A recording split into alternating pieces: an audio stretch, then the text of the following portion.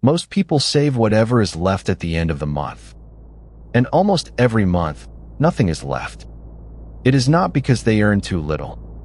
It is because of the order they pay things in. Your money leaves in a sequence you rarely notice. Rent goes first, then food, then everything that catches your eye. By the time you reach saving, the well is dry. There is an old idea that quietly fixes this. It is called paying yourself first. The rule is simple and almost boring. The moment money arrives, you set some aside.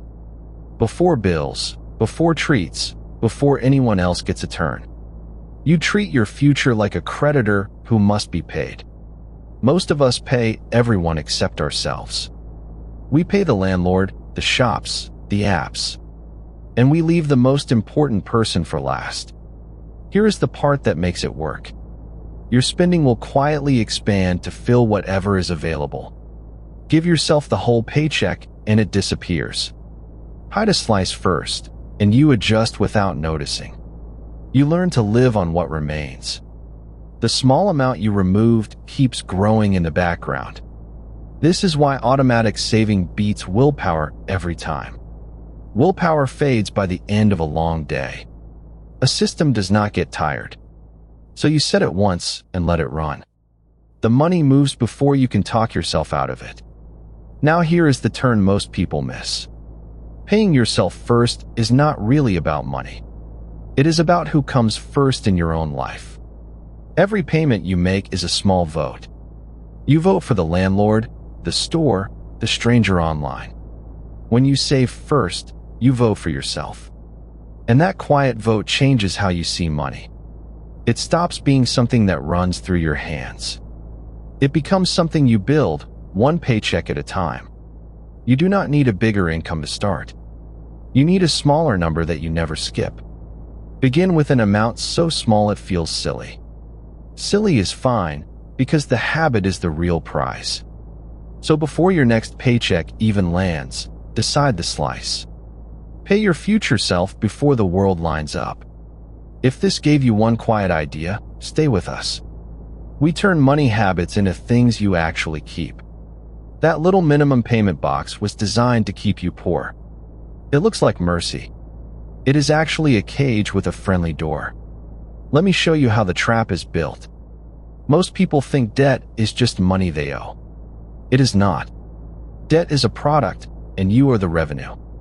The longer you stay in, the more they earn. So the system is built to keep you in. Start with the minimum payment itself. It feels responsible because you paid something. But most of it only covers the interest. The thing you actually borrowed barely moves. You pay every month and the balance just sits there.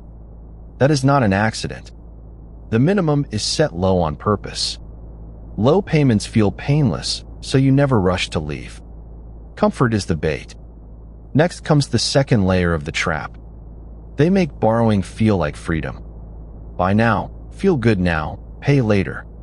Later always arrives, and it brings interest with it. Every swipe is easy. Every repayment is slow. That gap is exactly where they make their money. And the trap has a third layer. When you struggle, they offer you more credit. A higher limit feels like help. It is just a bigger room in the same cage. So how do you actually get out? Here's the turn. Stop paying the minimum and start paying the maximum you can.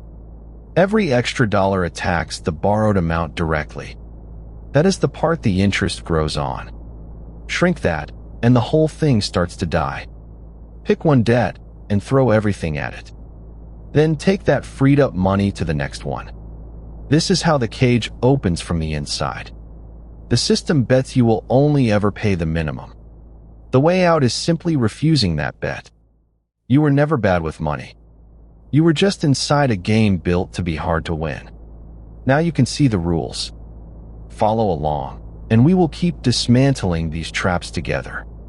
If this helped you, subscribe and leave a comment below.